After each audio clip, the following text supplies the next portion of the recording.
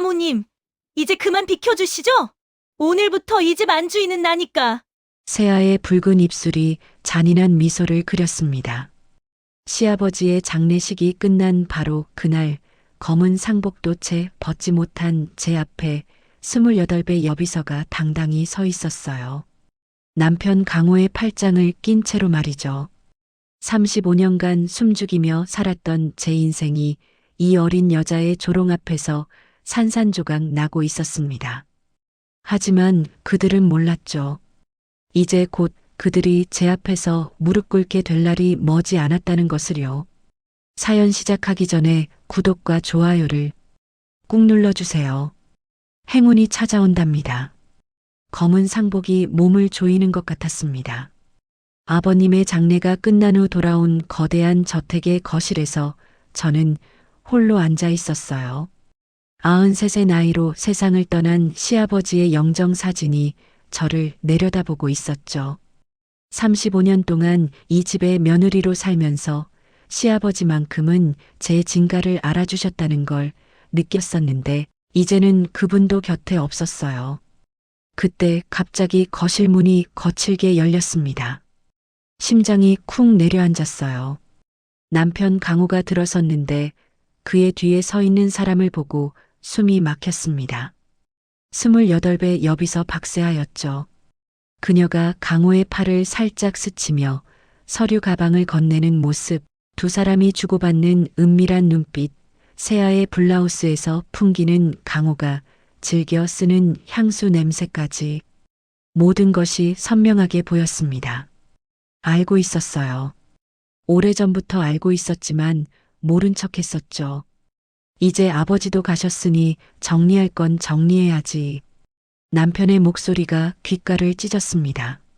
세아가 제 앞에 서류를 내밀었는데 그녀의 손톱에 칠해진 붉은 매니큐어가 마치 붉은 가시처럼 보였어요.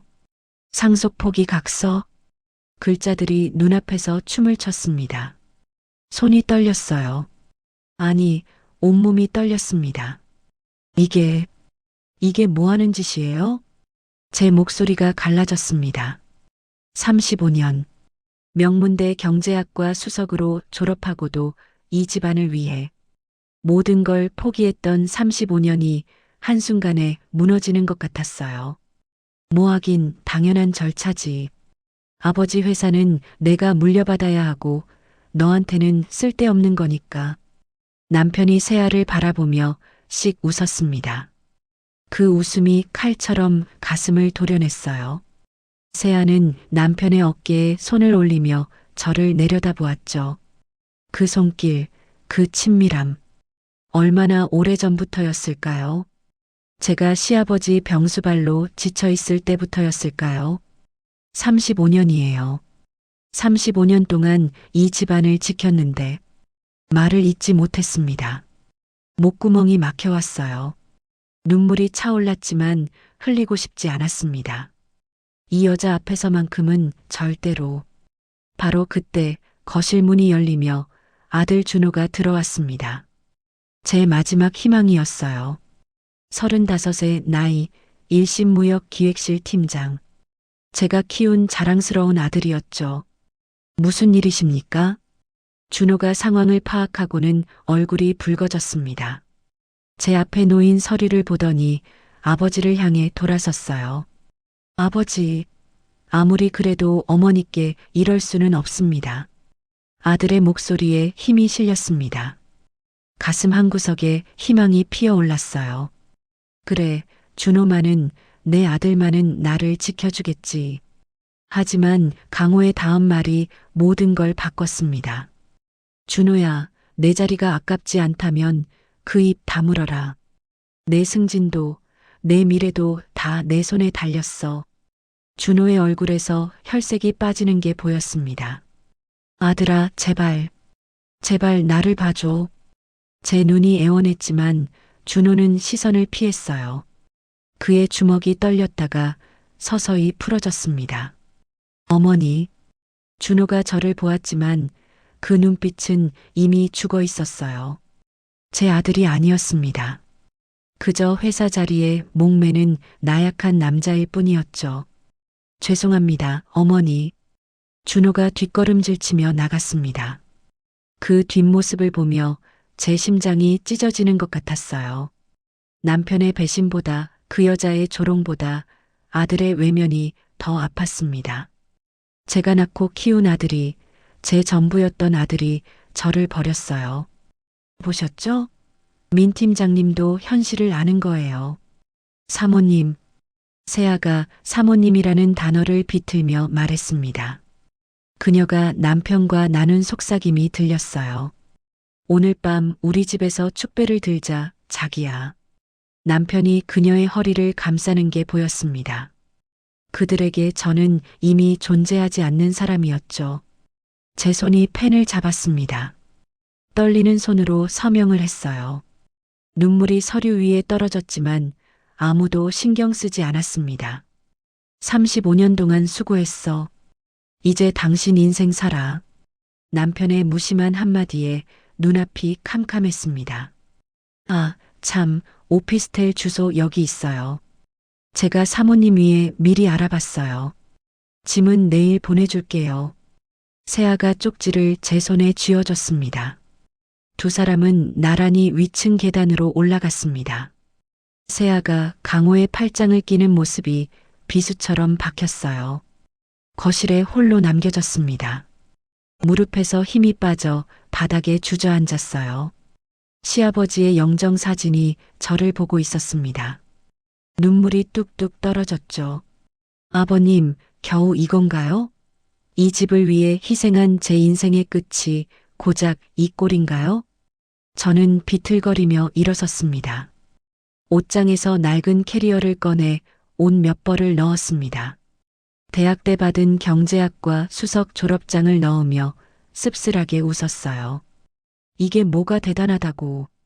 마지막으로 시아버지가 주신 묵주를 넣었습니다. 이상하게 묵주가 무겁게 느껴졌어요. 현관으로 내려오니 준호가 계단 아래 서 있었습니다. 하지만 다가오지 않았어요. 그저 멀리서 지켜볼 뿐이었죠. 엄마. 준호가 입을 열었지만 저는 그를 지나쳤습니다. 더 이상 들을 말이 없었어요. 아들이 아니었습니다. 제가 알던 그 아들은 이미 죽었어요. 대문을 나서며 뒤를 돌아봤습니다.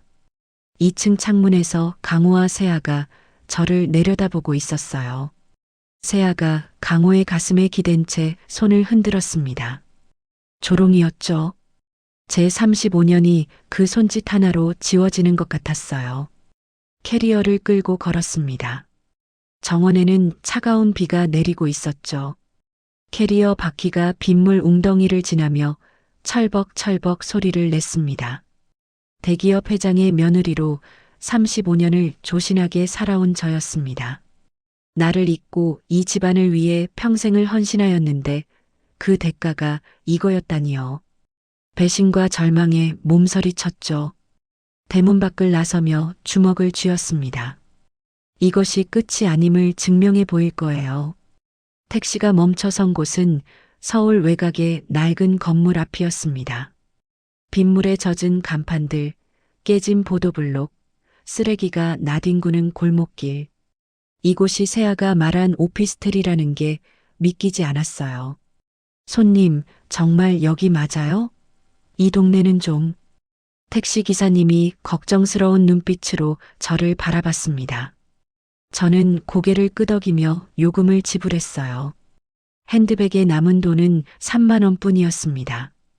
35년을 살림을 꾸렸지만 제 명의의 통장은 단 하나도 없었죠. 모든 것이 남편 강호의 이름으로 되어 있었어요. 캐리어를 끌고 건물 입구로 들어갔습니다. 형광등이 깜빡거리는 좁은 복도가 나타났어요. 벽지는 곰팡이로 얼룩져 있었고 복도 끝에서는 취사 냄새와 하수구 냄새가 뒤섞여 올라왔습니다. 쪽지에 적힌 호수를 찾아 2층으로 올라갔어요. 계단 난간은 녹이 슬어 손에 붉은 가루가 묻었습니다. 203호. 문패도 없는 철문 앞에 섰습니다. 열쇠를 꺼내 문을 열었어요. 삐그덕. 문이 열리면서 제 앞에 펼쳐진 광경에 숨이 막혔습니다. 4평도 안 되는 비좁은 공간이었어요. 벽 한쪽에는 낡은 싱크대와 가스레인지, 반대편에는 화장실 문이 달려 있었습니다. 그게 전부였어요. 침대도, 옷장도, 책상도 없었습니다.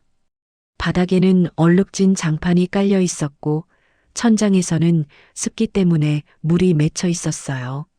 이게 오피스텔이라고요? 제 목소리가 떨렸습니다. 무릎에 힘이 풀려 그 자리에 주저앉았어요. 캐리어가 옆으로 넘어지며 덜컹 소리를 냈습니다. 이건 오피스텔이 아니었어요. 쪽방촌이었습니다. 그 여자가 일부러 골라준 거였죠. 저를 조롱하기 위해서요.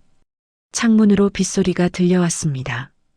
유리창은 금이 가 있었고 틈새로 찬바람이 스며들었어요. 3월 초순의 밤 공기는 아직 차가웠습니다. 핸드폰 화면을 켰습니다. 아들 준호에게 전화를 걸까 망설였어요. 하지만 빈소에서 제 눈을 피해 돌아서던 아들의 뒷모습이 떠올랐습니다.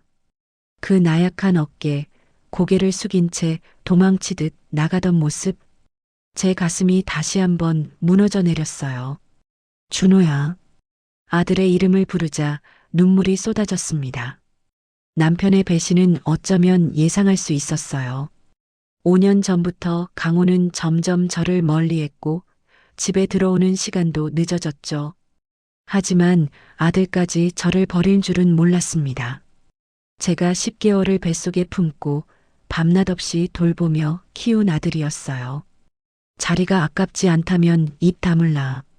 강호가 준호에게 했던 말이 귓가에 맴돌았습니다. 그 한마디에 무너진 준호. 35살 어른이 된 아들이 회사 자리 하나 때문에 어머니를 버렸어요. 제가 잘못 키운 걸까요? 너무 다정하게만 키워서 세상의 냉혹함을 모르게 만든 걸까요? 배에서 꼬르륵 소리가 났습니다. 3일장 내내 제대로 먹지 못했어요. 싱크대 아래 찬장을 열어봤습니다. 텅 비어 있었어요. 냉장고조차 없었습니다. 지갑에 남은 몇만 원으로 며칠을 버틸 수 있을까요? 창밖을 내다봤습니다. 맞은편 건물의 불빛들이 하나둘 꺼져가고 있었어요. 누군가는 따뜻한 집에서 가족과 함께 저녁을 먹고 있겠죠. 누군가는 아늑한 침대에서 내일을 준비하고 있을 거예요. 저만 이 차가운 쪽방에 홀로 앉아 있었습니다. 짐을 풀다 졸업장을 발견했어요. 서울대학교 경제학과 최우등 졸업. 35년 전 28살의 정미경은 당당했어요. 교수님들은 제게 대학원 진학을 권했고 대기업에서는 스카우트 제의가 들어왔죠. 하지만 저는 결혼을 택했습니다. 며느리는 집안을 지켜야 한다. 시어머니의 말씀이 떠올랐어요. 저는 그 말을 믿었습니다. 경제학 공부는 접고 요리와 살림에만 매진했어요.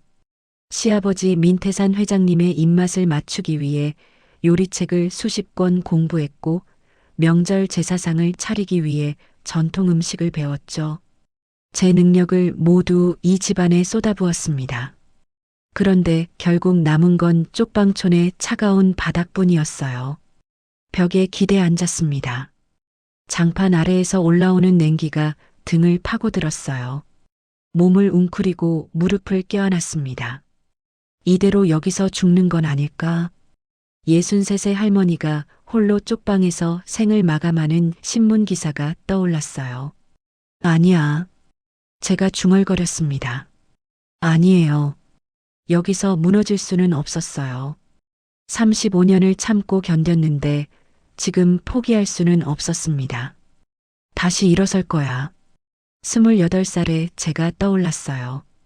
경제학과 졸업 논문에서 기업 재무구조 분석으로 최우수상을 받았던 그때 교수님은 제게 이렇게 말씀하셨죠. 미경 씨는 숫자 속에서 진실을 찾아내는 재능이 있어요. 숫자 속의 진실. 강호가 회장직을 그렇게 서두르는 이유가 있을 거예요.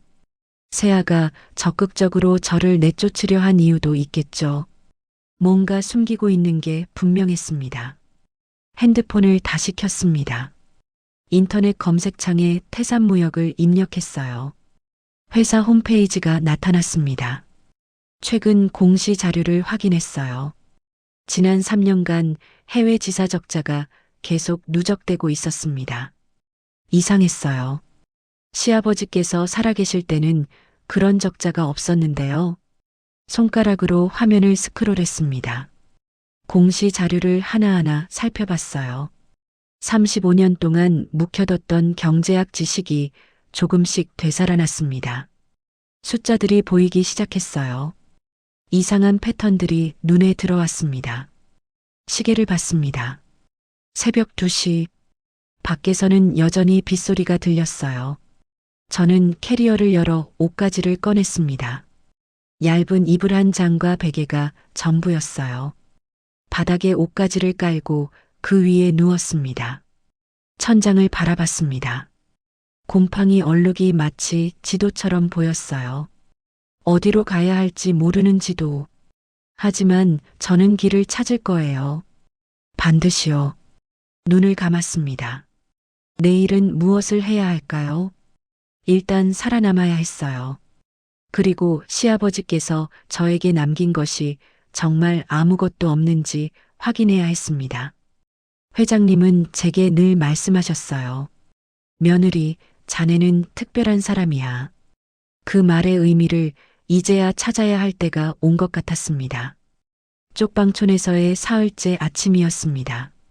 지갑에 남은 돈은 10,000원. 편의점에서 산 삼각김밥 2개로 이틀을 버텼어요. 배는 고팠지만 잠은 오지 않았습니다. 밤마다 핸드폰으로 태산무역의 재무 자료를 분석했죠. 35년 만에 다시 펼쳐본 숫자들이었어요. 처음에는 낯설었지만 시간이 지날수록 감각이 돌아왔습니다. 대학 시절 교수님이 말씀하셨죠. 숫자는 거짓말을 하지 않아요. 다만 사람들이 숫자를 거짓말하게 만들 뿐이죠. 해외 지사의 적자 패턴이 수상했습니다. 매분기 비슷한 금액이 손실로 처리되고 있었어요. 너무 규칙적이었습니다. 마치 누군가 의도적으로 만든 것처럼요. 똑똑똑. 문을 두드리는 소리에 깜짝 놀라 고개를 들었습니다. 누가 저를 찾아올까요? 남편도 아들도 아는 사람 아무도 이곳을 모를 텐데요. 정미경 여사님 계십니까? 낯선 남자 목소리였습니다. 하지만 어딘가 익숙한 느낌이 들었어요. 저는 조심스럽게 문을 열었습니다. 장비서님? 문 앞에 서 있는 사람은 시아버지의 비서였던 장비서였습니다. 58살의 그는 단정한 정장 차림이었어요. 제가 쪽방촌 복도에 서 있는 것과 대조적으로 그는 마치 다른 세계에서 온 사람처럼 보였습니다. 여사님, 찾기가 쉽지 않았습니다. 장비서의 목소리에는 안도와 걱정이 섞여 있었어요. 그는 제 얼굴을 살피더니 미간을 찌푸렸습니다. 이런 곳에 계셨군요. 회장님께서 우려하신 대로입니다. 시아버지께서요? 무슨 말씀이신지. 지금은 이야기할 때가 아닙니다. 우선 저와 함께 가시죠. 장비서가 제 캐리어를 들었습니다. 저는 어리둥절한 채로 그를 따라 건물 밖으로 나갔어요. 쪽방촌 입구에는 검은색 세단이 대기하고 있었습니다. 시아버지께서 생전에 타시던 차였어요. 차 안은 따뜻했습니다. 가죽 시트에 앉아 사흘 동안의 긴장이 풀리면서 눈물이 났어요. 차가 움직이기 시작했어요. 창밖으로 쪽방촌이 멀어져 갔습니다. 저는 장비서를 바라봤습니다. 어디로 가는 건가요? 회장님께서 여사님을 위해 준비해 두신 곳입니다. 그의 대답은 짧았지만 확신에 차 있었어요. 차는 시내를 가로질러 강남 방향으로 향했습니다. 점점 건물들이 높아지고 거리가 깨끗해졌어요. 40분쯤 지났을까요? 차가 고급 주상복합 건물 앞에 멈췄습니다. 여기가 여사님께서 머무실 곳입니다. 장비서가 먼저 내려 제 캐리어를 꺼냈습니다. 저는 멍하니 건물을 올려다봤어요. 30층은 좋게 넘어 보이는 고층 건물이었습니다. 로비로 들어서자 경비원이 공손하게 인사했어요. 엘리베이터를 타고 28층까지 올라갔습니다. 문이 열리자 복도 끝에 단 한 개의 문만 보였어요. 펜트하우스였습니다. 장비서가 열쇠를 꺼내 문을 열었습니다. 제 눈앞에 펼쳐진 광경에 숨이 멎었어요. 통유리 너머로 한강이 보이는 넓은 거실, 고급스러운 가구들, 그림들까지. 쪽방촌과는 천지 차이였습니다. 앉으시죠. 장비서가 거실 소파를 가리켰습니다. 저는 조심스럽게 소파에 앉았어요. 소파는 부드러웠고 햇살이 따뜻하게 들어왔습니다. 마치 꿈을 꾸는 것 같았어요. 회장님께서는 생전에 이 집을 여사님 명의로 등기해 두셨습니다. 장비서가 서류 봉투를 꺼냈습니다. 등기부등본이었어요. 소유자 이름에 정미경이라고 적혀 있었습니다. 이게 무슨... 회장님께서는 모든 걸 아셨습니다. 장비서의 목소리가 낮아졌어요. 그는 창밖을 바라보며 말을 이었습니다. 강호 사장님의 불법 행위, 주세아라는 여자와의 관계, 그리고 준호 팀장의 나약함까지요. 제 손이 떨렸습니다. 시아버지께서 다 아셨다는 말이 믿기지 않았어요. 회장님께서는 여사님을 회사의 수호천사라고 부르셨습니다. 35년 동안 집안을 지켜온 유일한 사람이라고요. 저는 아무것도 하지 못했는걸요. 그냥 살림만. 아닙니다. 장비서가 제 말을 끊었습니다. 그의 눈빛이 진지했어요. 회장님께서는 말씀하셨습니다. 35년간 부인께서 보여주신 헌신과 지혜를 높이 평가하셨죠. 특히 10년 전 회사가 위기에 처했을 때 부인께서 회장님께 몰래 건넨 투자 분석 보고서를 보시고는 감탄하셨습니다. 제가 놀라서 장비서를 바라봤어요. 그때 일을 아는 사람은 시아버지뿐이라고 생각했는데 회장님은 그날 이후 확신하셨습니다. 강호 전무는 회사를 이끌 그릇이 못되고 준호 팀장은 너무 나약하다고요. 오직 부인만이 일신그룹을 지킬 수 있다고 믿으셨죠. 가슴이 뭉클했습니다. 시아버지께서 저를 인정하셨다는 사실에 그동안 한 번도 그런 내색을 하지 않으셨는데요. 회장님께서는 강호 사장님이 여사님을 내쫓을 것도 예견하셨습니다. 그래서 이 펜트하우스를 준비하셨고 저에게 사흘 후 찾아가라고 유언으로 남기셨어요. 사흘 후라니요? 여사님께서 절망의 밑바닥을 경험해야 진정으로 각성할 것이라 하셨습니다. 너무 일찍 구하면 안 된다고요. 시아버지의 의도를 알게 되자 눈물이 흘러내렸습니다. 쪽방촌의 사흘은 정말 지옥 같았어요. 하지만 그 시간 동안 저는 변했습니다. 숫자를 다시 보기 시작했고 진실을 찾겠다고 다짐했죠. 그런데 왜 이제야 말씀하시는 건가요? 시아버지께서 저를 생각하셨다면 유언장은 곧 공개됩니다. 장비서가 새로운 서류를 꺼냈습니다. 하지만 그 전에 여사님께서 준비하셔야 합니다.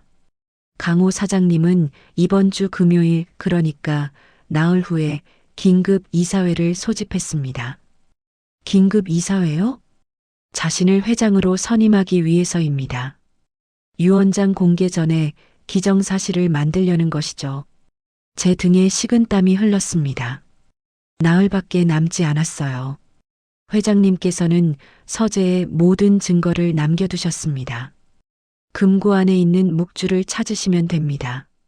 묵주요? 네, 회장님께서 평생 지니고 다니시던 묵주입니다. 그 안에 비밀이 숨겨져 있습니다. 장비서가 일어섰습니다. 그는 현관으로 걸어가며 말했어요. 여사님께서는 이제 선택하셔야 합니다. 이대로 쪽방촌으로 돌아가 남은 삶을 살 것인지 아니면 회장님의 뜻을 받들어 싸울 것인지요. 문 앞에서 장비서가 돌아봤습니다. 내일 오전 10시에 옛집 서재에서 뵙겠습니다. 강호 사장님은 회사에 계실 시간이니 안전합니다. 문이 닫혔습니다. 저는 혼자 거실에 남았어요. 통유리 너머로 한강이 반짝이고 있었습니다. 손바닥을 펼쳐봤어요. 쪽방촌에서 떨리던 손이 이제는 떨리지 않았습니다. 소파에서 일어났습니다. 거울 속 제 모습이 보였어요. 사흘 전과는 다른 눈빛이었습니다. 63 할머니가 아니었어요. 경제학과 수석 출신 정미경이 돌아오고 있었습니다. 다음 날 오전 10시 장비서의 차를 타고 35년을 살았던 옛집 앞에 도착했습니다. 평창동의 2층 한옥이었어요. 대문을 들어서니 마당의 매화나무가 눈에 들어왔습니다. 제가 심고 가꾼 나무였죠. 장비서가 주변을 살피더니 안심한 표정으로 앞장서서 걸었습니다. 강호는 회사에 있을 시간이라고 했어요. 현관문을 열고 들어가니 익숙한 마룻바닥 냄새가 났습니다. 하지만 이제는 제 집이 아니었어요. 가슴 한편이 시렸습니다. 시아버지의 서재는 2층 안쪽에 있었습니다. 장비서가 문을 열었어요. 책장 가득 꽂힌 경영 서적들, 큰 책상, 그리고 벽에 걸린 붓글씨, 정도 경영이라고 쓰여 있었습니다. 시아버지께서 평생 지키신 신념이었죠. 장비서가 책장 옆 벽을 눌렀습니다. 철컥 소리와 함께 책장이 옆으로 밀려났어요. 뒤편에 작은 금고가 나타났습니다. 장비서는 금고 앞에서 물러서며 고개를 저었어요. 비밀번호를 모른다는 표정이었습니다. 그는 회장님께서 사모님이 아실 거라고만 말씀하셨다고 전했어요. 제가 알 거라고요? 당황스러웠습니다. 시아버지와 나눈 대화들을 떠올려 봤어요. 특별한 숫자나 날짜를 말씀하신 적이 있었나요? 제 생일을 눌러봤지만 금고는 열리지 않았습니다. 결혼기념일도 준호 생일도 아니었어요. 금고 앞에 쪼그리고 앉아 주변을 살폈습니다. 뭔가 단서가 있을 거예요. 그때 제 시선이 책상 위 작은 액자에 멈췄습니다. 시아버지께서 평소 좋아하시던 성경 구절이 적혀 있었어요. 신앙심이 깊으셨던 분이었죠. 문득 핸드백 속이 만져졌습니다. 시아버지 빈소에서 제가 가져온 물건이 있었어요. 시아버지께서 평생 지니고 다니시던 묵주였습니다. 장례식 때 제가 조용히 챙겨온 것이었어요. 꺼내서 손에 쥐었습니다. 검은색 나무 알갱이들이 손 안에서 따뜻했어요. 혹시나 하는 마음에 묵주를 금고 손잡이에 가까이 가져갔습니다. 순간 철컥하는 소리와 함께 금고 문이 스르르 열렸어요. 장비서도 놀란 표정으로 금고를 들여다봤습니다. 금고 문 안쪽을 보니 작은 자석 센서가 붙어 있었어요. 묵주의 십자가 부분에도 자석이 내장되어 있었던 거였습니다. 제 목소리가 떨렸습니다. 시아버지께서는 제가 당신의 묵주를 챙길 거라는 걸 아셨던 거예요. 35년을 함께 살면서 쌓인 믿음이었을까요? 금고 안에는 서류 봉투 하나와 작은 나무 상자가 들어 있었습니다. 상자를 꺼내 열었어요. 묵주가 들어 있었습니다. 시아버지께서 평생 지니고 다니시던 검은색 묵주였죠. 미사 때마다 손에 들고 계시던 모습이 떠올랐어요. 묵주를 손에 쥐었습니다. 나무 알갱이들이 따뜻했어요. 그때 십자가 부분이 살짝 움직이는 게 느껴졌습니다. 돌려보니 십자가가 분리되면서 안에서 작은 USB가 나왔어요. 이게 회장님께서 숨겨두신 겁니다. 모든 진실이 그 안에 담겨 있을 겁니다. 장비서의 목소리가 떨렸습니다. 저는 USB를 꺼내 주머니에 넣었어요. 서류 봉투도 함께 챙겼습니다. 봉투 겉면에 유원장 사본이라고 적혀 있었어요. 이제 가시죠. 오후 2시에 법무법인에서 공식 유언장 공개식이 있습니다. 강호 씨도 오나요? 당연히 옵니다. 그리고 주세야, 준호 팀장도 참석할 겁니다. 펜트하우스로 돌아와 서류 봉투를 열었습니다. 유 원장 사본을 펼쳐 읽기 시작했어요. 첫 문단을 읽는 순간 손이 떨렸습니다. 나 민태사는 건강한 정신으로 다음과 같이 유언한다. 태산무역의 의결권 주식 60%를 며느리 정미경에게 상속한다. 60%요? 제 눈을 의심했어요. 다시 읽어봤습니다. 틀림없었습니다. 아들 민강호에게는 형식적 주식 5%를 상속하며 그 어떠한 경영 참여도 금한다. 시아버지께서 아들을 완전히 배제하신 거예요. 이유가 뭘까요? 유 원장을 계속 읽어 내려갔습니다. 강호는 3년 전부터 회사 자금을 불법으로 유용했다. 나는 모든 증거를 확보했으나 아들이기에 생전에는 밝히지 않았다. 하지만 내 사후 그가 경영권을 잡는다면 회사는 무너질 것이다. 숨이 막혔습니다. 시아버지께서 모든 걸 알고 계셨어요. 며느리 정미경은 35년간 집안을 지킨 유일한 사람이다. 그녀의 경제학 지식과 헌신, 그리고 정직함만이 이 회사를 구할 수 있다. 눈물이 흘러내렸습니다. 시아버지께서 저를 이렇게 생각하셨다니요. 오후 2시 장비서가 다시 찾아왔습니다. 정장으로 갈아입은 저는 거울을 봤어요. 63의 나이지만 눈빛만큼은 28살 경제학도의 것이었습니다. 법무법인은 강남역 근처 고층 빌딩에 있었습니다. 회의실 문을 열고 들어가니 이미 여러 사람이 앉아 있었어요. 맨 앞자리에는 남편 강호와 세아가 나란히 앉아 있었습니다. 그 옆에는 아들 준호가 긴장한 표정으로 앉아 있었고요. 강호가 저를 보더니 코웃음을 쳤습니다. 포기각서를 쓰고도 기어이 왔냐는 표정이었어요. 저는 조용히 자리에 앉으며 유 원장 공개식이니 당연히 와야 한다고 대답했습니다. 제 목소리는 차분했어요. 강호의 미간이 찌푸려졌습니다. 제가 쪽방촌에서 무너져 있을 거라 생각했나 봅니다. 준호가 작은 목소리로 어머니라고 불렀습니다. 하지만 저는 아들을 보지 않았어요. 지금은 감정에 휘둘릴 때가 아니었습니다. 변호사가 들어왔습니다. 60대 중반의 남자 변호사였어요. 그는 서류 가방에서 봉인된 유 원장을 꺼냈습니다. 회의실이 조용해졌어요. 강호는 팔짱을 낀 채 여유로운 표정이었습니다. 세아는 입가에 미소를 띠고 있었고요. 변호사가 유 원장 공개를 선언하며 봉인을 뜯었습니다. 첫 번째 항목이 낭독되었어요.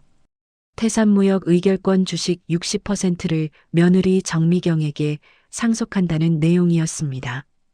순간 회의실에 정적이 흘렀습니다. 강호가 벌떡 일어서며 소리쳤어요. 60%를 며느리에게 상속한다니 이게 무슨 소리냐고 따졌습니다. 변호사는 담담하게 유 원장 내용이 그렇다고 대답했어요. 세아의 얼굴에서 미소가 사라졌습니다. 준호는 입을 벌린 채 저를 바라봤어요. 두 번째 항목이 낭독되었습니다.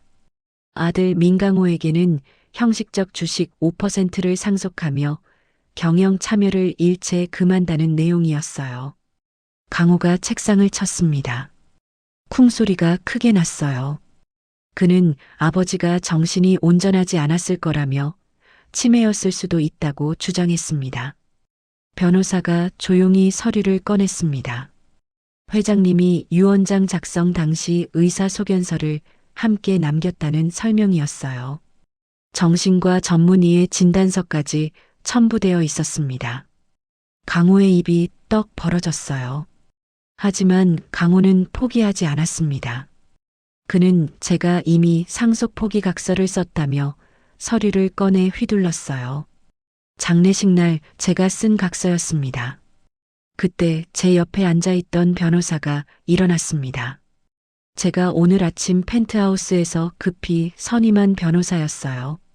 그는 침착하게 그 각서가 법적 효력이 없다고 반박했습니다. 상속 포기는 가정법원에 정식으로 신고해야 효력이 발생한다는 것이었어요. 단순히 각서를 쓴 것만으로는 법적 효력이 없다고 설명했습니다. 제 변호사의 말에 강호의 얼굴이 붉어졌어요. 세아가 황급히 강호의 귓속말을 했지만 이미 늦었습니다. 변호사는 계속해서 유언장 작성일은 3개월 전이고 포기각서는 일주일 전이라며 유언장이 우선한다고 못 박았어요. 강호가 소리쳤습니다. 이건 음모라며 며느리가 아버지를 속인 거라고 주장했어요. 하지만 그의 목소리는 떨리고 있었습니다. 저는 조용히 일어났어요. 음모라는 말에 저는 차분하게 반박했습니다. 시아버지께서는 모든 걸 보고 계셨다고 강호의 불법 행위까지도 알고 계셨다고 말했어요.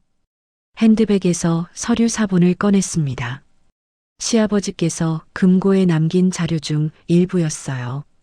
해외 지사 적자 조작, 회사 자금 불법 유용, 그리고 내연녀와의 공모 내용이 담긴 서류였습니다. 시아버지께서는 3년 전부터 증거를 모으고 계셨다고 설명했어요. 서류를 책상 위에 펼쳤습니다. 강호의 얼굴에서 핏기가 가셨어요.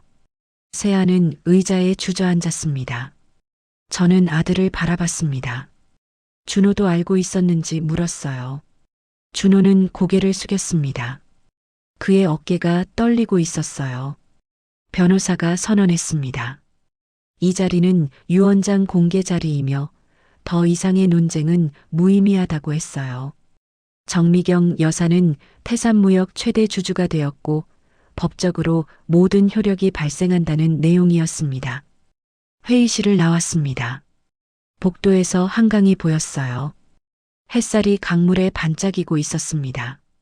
다음 날 바로 이사회가 소집되었습니다. 결단의 날이 밝았죠. 이사회 회의실은 숨막히는 침묵에 휩싸여 있었습니다. 저는 천천히 USB를 노트북에 꽂았어요.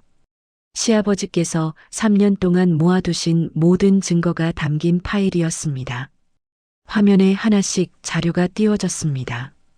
해외 지사로 빠져나간 자금 내역, 가상화폐 투자 손실 기록, 그리고 세아 명의의 비밀 계좌 거래 내역까지 숫자들이 명확하게 강호와 세아의 공모를 증명하고 있었어요.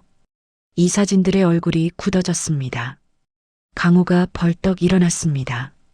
얼굴이 불그락푸르락했어요. 이건 모함이야. 내가 이 회사를 위해 얼마나. 3년 동안 빼돌린 금액은 150억 원에 달했어요. 창립 멤버였던 김 이사가 먼저 입을 열었습니다. 그는 강호를 향해 실망스럽다는 표정을 지으며 회장님의 유지를 받들어야 한다고 말했어요. 다른 이사들도 고개를 끄덕였습니다. 65%의 의결권을 가진 주주들은 이미 저를 지지하고 있었어요. 저는 강호를 똑바로 바라봤습니다. 35년을 함께 산 남편이었지만 지금 제 눈에는 그저 회사를 망칠 뻔한 범죄자로만 보였어요. 강호에게 회장직 및 모든 임원직을 박탈한다고 통보했습니다. 그리고 횡령한 금액 150억 원을 전액 변상하라고 명했어요.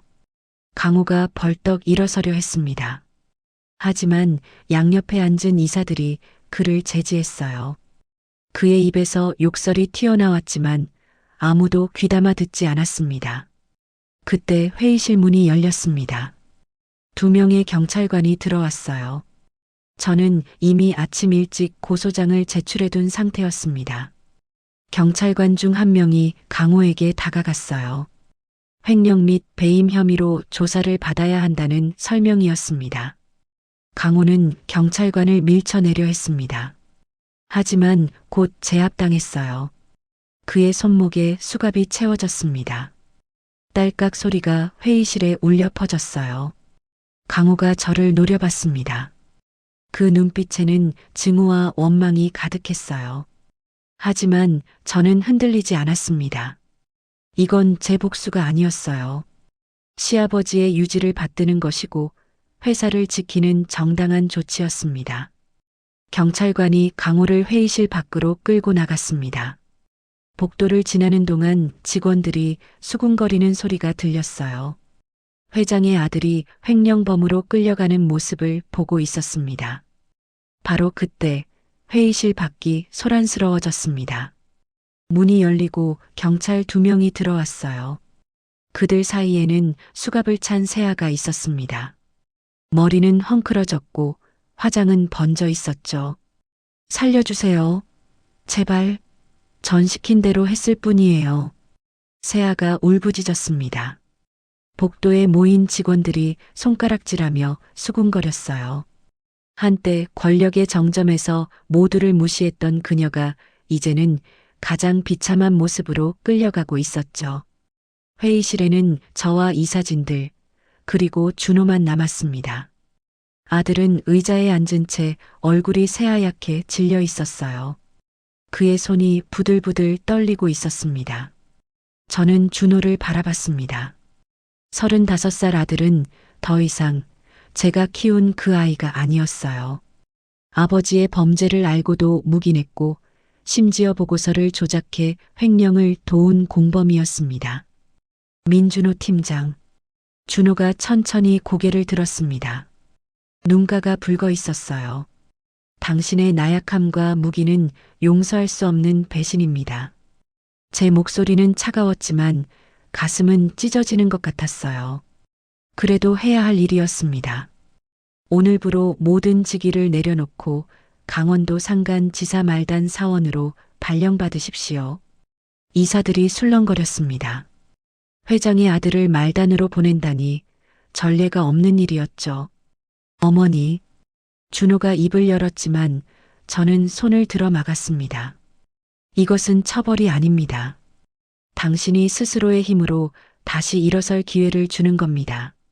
진정한 능력을 증명한다면 언젠가는 돌아올 수 있을 거예요. 준호의 눈에서 눈물이 흘렀습니다. 하지만 그는 고개를 숙이며 받아들였어요. 알겠습니다, 회장님. 아들이 저를 어머니가 아닌 회장님이라 부르는 것이 가슴 아팠지만 그것이 맞았습니다. 이 자리에서 저는 어머니가 아니라 회장이었으니까요. 며칠이 지난 후 펜트하우스 초인종이 울렸습니다. 모니터를 보니 강호였어요. 보석으로 풀려난 모양이었습니다. 문이 열리고 강호가 들어왔습니다. 한때 당당했던 그의 모습은 온데간데 없었어요. 구겨진 옷, 흐트러진 머리, 초췌한 얼굴. 그는 제 앞에 무릎을 꿇었습니다. 미경아, 제발.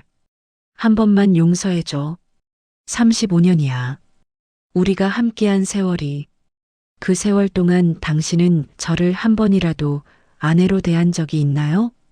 강호가 말문이 막혔습니다. 저는 서랍에서 서류를 꺼냈어요. 이혼 서류였죠. 서명하세요. 이것이 우리가 함께할 마지막입니다. 미경아, 더 이상 애원하지 마세요. 보기 싫습니다. 강호는 떨리는 손으로 펜을 들었습니다. 서명을 하는 그의 손이 계속 떨렸어요. 서류를 받아든 저는 돌아섰습니다. 나가세요. 그리고 다시는 제 앞에 나타나지 마세요. 강호가 비틀거리며 나갔습니다. 문이 닫히고 저는 의자에 주저앉았어요. 눈물이 났습니다. 35년의 세월이 한 장의 종이로 끝난 것이 서글펐어요. 그 후로 벌써 1년이 흘렀습니다. 제주도 바닷가 별장의 테라스에 앉아 있었어요. 아침 해가 수평선 위로 떠오르고 있었죠. 손에는 따뜻한 차가 들려 있었습니다. 파도 소리가 잔잔하게 들려왔어요. 휴대폰이 울렸습니다. 장비서였어요. 회장님, 강원도 지사보고서입니다. 민준호 사원이 이달의 우수 사원으로 선정됐다고 합니다. 입가에 작은 미소가 번졌습니다. 준호는 변하고 있었어요. 말단에서부터 다시 시작하며 진정한 자신을 찾아가고 있었죠. 계속 지켜봐 주세요. 하지만 특별 대우는 없습니다. 네, 알겠습니다. 전화를 끊고 다시 바다를 바라봤습니다. 일신그룹은 제 경영 아래 최고의 실적을 내고 있었어요. 주가는 2배가 올랐고 직원들의 만족도도 최고치를 기록했죠. 강호는 횡령금을 변상한 후 행방불명됐다고 들었습니다. 세아는 징역 3년을 선고받았어요. 그들의 몰락은 자업자득이었죠. 묵주를 꺼내 만져봤습니다. 시아버지의 온기가 아직도 느껴지는 것 같았어요. 아버님, 잘 지켜보고 계시죠? 아버님의 회사를 제가 지켜냈어요. 바람이 불어왔습니다. 마치 시아버지가 대답하는 것 같았어요. 차를 한 모금 마셨습니다. 쓴맛이 났지만 뒷맛은 달았어요. 제 인생도 그랬죠. 쓰디쓴 배신과 고통을 겪었지만 결국은 달콤한 승리를 맛봤으니까요. 태양이 완전히 떠올랐습니다. 새로운 하루가 시작됐어요. 64의 나이에 시작한 제 진짜 인생은 이제야 빛나기 시작했습니다. 테이블 위에는 새로운 사업 계획서가 놓여 있었어요. 일신그룹을 글로벌 기업으로 도약시킬 계획이었죠. 시아버지가 꿈꿨던 그 미래를 제가 실현할 차례였습니다. 휴대폰이 다시 울렸습니다. 준호였어요. 잠시 망설이다가 받았습니다. 어머니, 아니 회장님. 강원도는 오늘 첫눈이 왔습니다. 준호의 목소리는 차분했어요. 1년 전의 나약함은 사라진 것 같았죠. 그래, 건강 조심하고. 네, 어머니도요. 짧은 통화였지만 마음이 따뜻해졌습니다. 언젠가 준호가 진정한 경영인이 되어 돌아올 날을 기다릴 수 있을 것 같았어요. 바다는 여전히 잔잔했고 하늘은 맑았습니다. 제 인생의 폭풍은 지나갔어요. 이제는 고요한 바다처럼 평온하면서도 그 속에는 거대한 힘을 품고 있었죠. 차가 식기 전에 마저 마셨습니다. 오늘도 할 일이 많았어요. 하지만 이 순간만큼은 그저 조용히 앉아 제가 이뤄낸 것들을 음미하고 싶었습니다. 오늘 준비한 사연은 여기까지입니다. 어디에서 이야기를 듣고 계신지 댓글로 남겨주시면 반갑게 인사드리겠습니다. 오늘도 많이 행복하시고 건강한 하루 보내세요. 다음에 더 좋은 이야기로 찾아뵙겠습니다. 가지가지 인생 사연이었습니다.